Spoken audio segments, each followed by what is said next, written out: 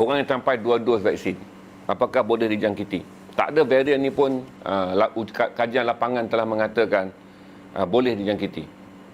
Sebab tu saya tahu, yang mana baru masuk ni saya cerita balik lah. Saya penat saudara tak pergi tengok ni. Herd community, artinya macam mana tuan-tuan?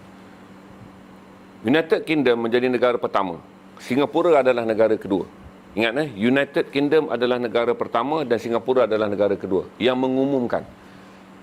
Apabila sampai masanya, mereka akan gazetkan pandemik ini sebagai flu biasa. Tapi sebelum tu, dia kena buat dulu herd community, iaitu menyuntik sebanyak mungkin rakyatnya. Berarti macam ni Di London, kalaulah 100% penduduk, di UK, kalaulah 100% penduduknya divaksin, akan berlaku jangkitan. Tapi bila berlaku jangkitan, vaksin yang ada dalam tubuh hanya menyebabkan saudara berada pada tahap 2 paling tinggi. Ini kajian lapangan ke atas keberkesanan semua vaksin. Yang saya cerita nanti pula, nanti booster saya cerita kemudian.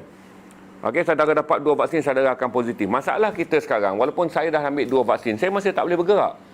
Kerana 80% rakyat Malaysia yang lain belum lagi menerima suntikan walaupun dos yang pertama.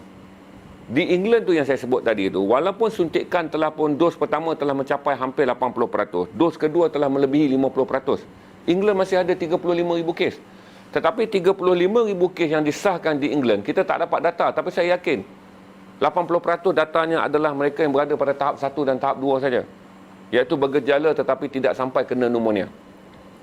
Berarti vaksin akan menyebabkan saudara kekal positif. Sebab tu walaupun saudara sekarang menerima 2 vaksin, jangan buat pergerakan kerana saudara akan kekal sebagai dijangkiti positif tetapi tidak bergejala.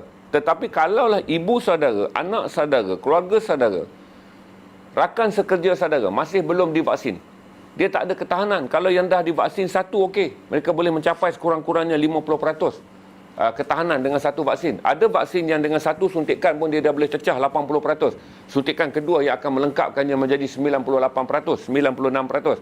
Kalau Pfizer ni 1 vaksin pun dah beri jaminan saudara dapat 80%. Jangkitan suntikan yang kedua akan memberikan saudara lebih kuat, iaitu 96%. Pfizer rasa saya suntikan kedua dah capai 83%. Saya tak tahu data bagi suntikan pertama. AstraZeneca, suntikan pertama saya tak tahu berapa kuatan dia, tapi suntikan kedua boleh membawa anda mencapai 93% kekebalan. Orang macam saya yang memang lemah dari segi imunisasi. Okey, berarti macam ni yang dia kata tadi pun soalan boleh dijangkiti. Cuma kenapa itu sebab tu kita kata saya balik pada England apabila England dah capai penuh, England telah meletakkan jangkaan di mana bermula pada 1 hari bulan Januari tahun 2022, iaitu tahun depan, England akan menggazetkan COVID-19 hanya sebagai flu sesama. Kerana dalam jangkaannya kuman itu tidak akan hilang di England, tetapi penduduk England semuanya telah divaksin. England akan meletakkan bahawa sasarannya adalah menurunkan kadar jangkitan 25,000 kes setahun. Berarti secara puratanya England akan menerima lebih kurang 2,100 kes sebulan. Secara hariannya England bersedia untuk menerima 70 kes sehari. Berarti virus ni tak akan hilang daripada muka bumi. Berarti sekarang, sebab tu saudara tak perlu terkejut apabila orang yang terima 2 suntikan dia positif, tapi dia positif maksimum sampai tahap 2 je. Iaitu 1, kalau dia kena tahap 1, okey, normal. Di mana ada kuman di tubuh tapi kuman tak menjejaskan dia. Kalau dia kena tahap 2, macam saya yakinlah saya tak akan tahap 1. Kalau saya kena tahap 2 sebab saya mempunyai gangguan jangkitan paru-paru yang serius. Saya pernah ada rekod mengalami gangguan TB daripada Asia Selatan bila saya balik daripada Mekah. Kalau kena tahap 2 maksimum. Sebab saudara dah ada vaksin dalam badan. Maksimumnya berarti paling teruk pun saudara akan kena hingga hilang dari bau dan hilang dari rasa dan sedikit sakit tekak. Beberapa kajian lapangan mengatakan sukar bagi mereka yang telah divaksin 2 kali sampai ke tahap 3, iaitu jangkitan pneumonia. Berarti kita ambil teori ni, macam mana Singapura juga gazet benda yang sama. Dunia akan bergerak dengan virus ini akan kekal seperti mana sesama. Di mana sesama pertama kali menyerang manusia, dia tak pernah terhapus atas muka bumi. Polio apabila dia menyerang manusia, dia tak pernah terhapus atas muka bumi. Campak apabila dia mula menyerang manusia, dia tak pernah terhapus atas muka bumi. Cuma virus yang ada ini, kerana dia adalah virus baru, dunia tak dapat patternkan lagi langkah-langkah prevention. Yang kita ambil sekarang ni hanyalah langkah pemvaksinan. Para saintis, 6,000 pakar yang berada di dunia yang bekerja sekarang untuk mengatasi benda ni, 6,000 pakar di seluruh dunia ni. sedang menumpukan kepada pemvaksinan terlebih dahulu sebelum makmal dapat menyediakan langkah-langkah yang lain, vitamin, suplemen atau apa saja yang boleh dibuat bagi mengukuhkan sistem tubuh. Tetapi nak mengatakan vaksin ni sifar, tak mungkin. Jadi waktu kita kena sumpuk herd community. Sebab tu saya marah pada artis terkenal yang tak nak suntik tu. Dia tak nak suntik dan dia tak nak suntik mak dia. Tak apa, pasal mak dia kaya, cepat mati dia boleh dapat kata pusaka, dia boleh kaya. Okey? Dia tak nak suntik, tak ada masalah. Tapi jangan halang orang tua lain. Sebab kita sedang nak bentuk herd community. Herd community ni apabila semua divaksin.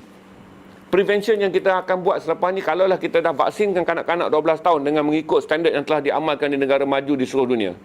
Bererti angka pemvaksinan di negara kita hanya meninggalkan bayi dan mereka yang berada 12 tahun ke bawah. Sebagian tidak divaksin. Tetapi apabila orang yang mencipta gerakan interaksi sosial yang paling besar telah divaksin, kalau berlaku jangkitan ke atas kita pun, kita boleh mengendalikannya. Selesai saja kita buat herd community semua orang vaksin ni tanpa bergantung pada muka bunga cengkeh ni. Okey? Sekarang ni kata pakai ketum pun boleh. Okey? Kita boleh menumpukan untuk melihat bagaimana pula kalau ada hospital, kalau ada tumpuan perubatan pun selepas herd community dibentuk, di mana 80% rakyat Malaysia yang berusia 18 tahun ke atas, kita berharap kerajaan order lebih banyak vaksin. Untuk membolehkan 12 tahun ke atas juga divaksin. Berarti tumpuan kita adalah penjagaan kesihatan untuk melihat bayi dan juga kanak-kanak di bawah 12 tahun je sebagai bangsa yang terdedah. Dan kita berharap pada waktu itu para saintis antarabangsa telah menemui cara yang selamat untuk membolehkan pemvaksinan di jalan kalau boleh selepas baby lahir. Baby tu umur 3 bulan je kita dah suntik. Sebab ada vaksin-vaksin yang telah diberikan kepada kanak-kanak. Jadi berarti tuan-tuan, kita tak boleh benarkan orang yang dah terima 2 suntikan bergerak sebebas-bebasnya seperti mana di England. England dia buat kerana dia telah mencapai 50% lebih untuk 2 vaksin dan 80% hampir untuk 1 vaksin. Dia boleh bergerak. Eropah boleh membenarkannya. 27 negara Eropah membenarkan rentas negara bagi mereka yang memiliki pasport vaksin, yang dipanggil sebagai vaksin certificate. Mereka boleh rentas. Waktu saudara tengok bola, semua yang rentas tu, ramai-ramai jerit tu, ramai-ramai tak bertopeng tu, adalah mereka yang telah pun memiliki sijil vaksin, iaitu telah menerima 2 suntikan vaksin. Berarti di Malaysia, orang yang capai, walaupun kita dah capai 30%, besok pun ramai orang akan menjerit ni, orang yang 30% ni, kami dah 2 vaksin, kami dah 2 vaksin, kami nak hidup macam England.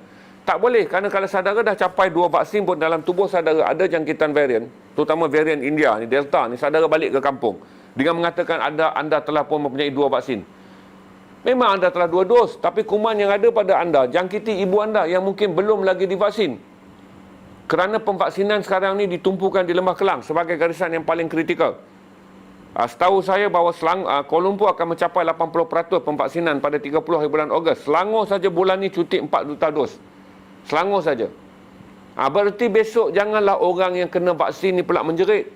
Apa guna divaksin tapi tak boleh bergerak. Saudara tidak dibenarkan bergerak untuk tidak membunuh orang lain yang menerima 2 vaksin. Sebab saudara sedang dijangkiti tetapi saudara telah divaksin. Tetapi saudara tak boleh bergerak kerana wabak yang ada pada saudara akan menjangkiti orang yang belum divaksin. Jadi jangan gelojoh. Kepada yang dah suntik 2 vaksin, jangan gelojoh. Kerana anda masih lagi boleh menjadi perumah pada mereka yang tidak divaksin. Okey? Sama saja orang yang ada 2 vaksin boleh menjadi perumah senyap. Sama seperti orang yang tak divaksin tapi dijangkiti dengan tak bergejala. Jadi pada masa ini selagi herd community, iaitu orang negara ini tidak divaksin sepenuhnya, berarti orang yang ada 2 vaksin, standard dia sama saja dengan orang yang dijangkiti tapi bergejala 1. Iaitu tak bergejala, tahap 1. Sama saja, bila kita bergerak, kita boleh mengancam nyawa orang lain. Jadi sabar sekejap yang ada 2 vaksin dan jangan putus asa. Sebab memang hakikatnya mereka yang telah divaksin, akan positif. Tetapi tidak akan mengancam kesihatan saudara hingga ke tahap yang kritikal. Tetapi 2 vaksin, kalau saudara pergi ke tempat orang yang belum divaksin, saudara boleh menjadi pembawa dan menjahanamkan keselamatan kesihatan orang lain. Itu saya jelaskan mengenai divaksin 2 kali akan positif, tetapi tahap ketahanan tubuh tidak akan menjejaskan saudara kepada jangkitan tahap 3, iaitu pneumonia, iaitu jangkitan paru-paru. Paling pun kita kena tahap 1 dan tahap 2 je. Okey?